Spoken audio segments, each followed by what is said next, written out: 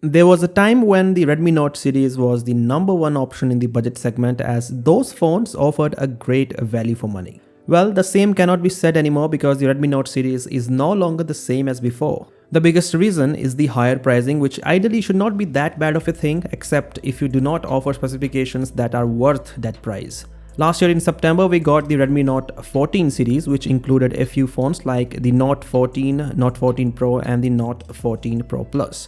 After almost 1 year, we are now getting the Redmi Note 15 series, which is set to launch on the 21st of August in the Chinese market. Redmi has officially confirmed that the Note 15 Pro series is launching that day, so we are not yet sure about the vanilla model. But in typical Redmi fashion, we now have the official images that reveal the design. These official images show the design of the Redmi Note 15 Pro Plus, but the Note 15 Pro should not look much different than this. As we can see, the camera module design remains almost unchanged from last year, with the only difference being the color. While the Note 14 Pro Plus had a camera module in black for all the color options, the Note 15 Pro Plus has the camera module in the same color as the rest of the phone. There is a triple camera setup on the back and the rear panel is made of fiberglass. The phone has a flat frame, but it is plastic, not metal. On the front, the Redmi Note 15 Pro Plus has a quad curved display, which means the display is curved on all the four sides. The phone not only has IP68 and IP69 rating, but also IP69K certification. This means it can withstand high pressure and high temperature water jets.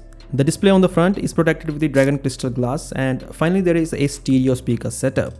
There is no information on the specifications yet from the company, but as per some leaks, the Redmi Note 15 Pro Plus has an overclocked version of the Snapdragon 7S Gen 3, where the prime CPU core is clocked at up to 2.71 GHz versus 2.5 GHz in the normal version. It is also said that we will see at least a 7000 mAh battery in the smartphone. And finally, there is a 50 megapixel sensor for the primary rear camera.